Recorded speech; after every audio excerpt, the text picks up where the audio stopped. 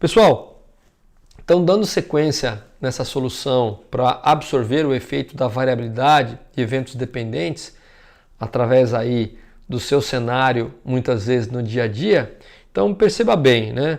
Você sabe que cada operação dessa tem sua variabilidade, sua flutuação estatística. Aqui eu exemplifiquei a operação 2 como um recurso restritivo. Você tem aí os eventos dependentes, que a operação 2 depende do recurso 1, a operação 3 depende do recurso 2, a operação 4 depende do recurso 3 mandar e assim por diante. E o que acontece, pessoal? Qual a solução aí então? É que a gente tem aí um pulmão de proteção, que a teoria das restrições chama de pulmão de tempo de restrição, quando você tem aí um sistema desbalanceado. Então, quando você tem um sistema desbalanceado, é natural que você tenha um acúmulo de peças na frente da restrição. Isso é benéfico no sentido de você ter esse tamanho de produção, esse tamanho de pulmão na frente da restrição de tamanho controlado, né? Uma vez que você tem esse posicionamento e um tamanho controlado e sincronizado, o que acontece? Você faz com que, mesmo que as outras operações elas tenham uma variabilidade menor, pelo fato de nunca faltar peça para a operação 2, já que você instalou aqui um pulmão controlado, a variabilidade do sistema ele cai absurdamente. E por que eu chamo de pulmão estratégico ou sincronizado? É que você precisa manter uma certa quantidade, geralmente é a metade do que você costuma ter no seu dia a dia, e ele precisa manter essa quantidade e não aumentar, para que você realmente tenha uma quantidade controlada. Portanto, uma vez que essas peças elas vão fluindo pela restrição do sistema, você vai permitindo que novas ordens de fabricação entrem.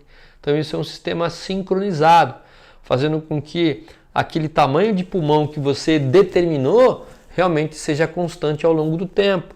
E qual é o tamanho desse pulmão? É o tamanho necessário para que a operação anterior não desabasteça a operação 2. Se a tua operação 1, mesmo ela tendo uma produção horária maior do que a operação 2, ela muitas vezes abastece outras linhas ou tem muitas paradas, você tem que ter um tamanho que proteja algumas horas a operação 2, mesmo que a operação 1 fique parada. Então esse é um tipo de proteção que faz com que você minimize demais os efeitos de flutuação estatística e eventos dependentes que a gente acabou de mostrar para você. Pessoal, então vamos lá concluir o conteúdo de hoje. Então, quais são aí os efeitos desejáveis do pulmão de restrição, que é a solução da TOC, da teoria das restrições, para que você realmente minimize aí os fenômenos de flutuação estatística e eventos dependentes. Então, quando a gente tem um pulmão de restrição estratégico e controlado, né, ou seja, o que entra é sincronizado com o que você produz na saída e faz com que esse pulmão seja constante ao longo do tempo, senão ele vai aumentar e traz problemas sérios. Se você tem aí, então aí um pulmão de restrição estratégico e controlado, então o sistema sincronizado de produção ele é obtido, ou seja, você tem aí a entrada igual à saída, você libera a matéria-prima em função do que passou pela restrição.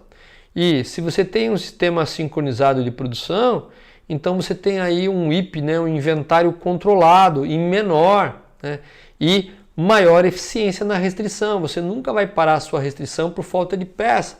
E geralmente 25% da parada de operação restrição, muitas vezes é falta de peça da operação anterior, pessoal.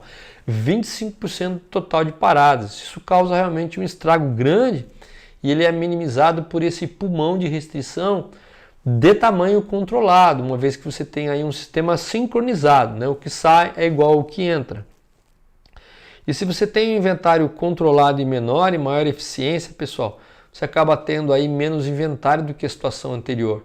Então você tem aí um menor tempo de atravessamento das ordens, ou menor lead time, desde a primeira operação até a entrega ao cliente ou a entrega ao estoque. Se você tem um menor tempo de atravessamento, menor lead time, é tudo que o cliente quer. Você tem um menor prazo de entrega para suas peças. e você tem aí um cliente satisfeito e realmente não queda nas vendas, né? Tem um errinho aqui, mas aumento nas vendas, pessoal. Queda nas vendas é quando você tem realmente um aumento considerável nos estoques. Então, velocidade é a grande sacada, pessoal. Velocidade e constância em relação à entrega da velocidade. Se você trabalhar fortemente para que o seu processo tenha um lead time pequeno, tenha uma velocidade, você tenha eficiência de produção e isso possa ser previsível ao longo do tempo, com certeza o seu cliente vai valorizar você cada vez mais e vai comprar de você mesmo que seu preço não seja tão significativo. Então está aqui a dica de hoje, fundamental para que você entenda aí os efeitos dos eventos dependentes, flutuações estatísticas, bem como você pode minimizar esse fenômeno para que você tenha uma ótima entrega.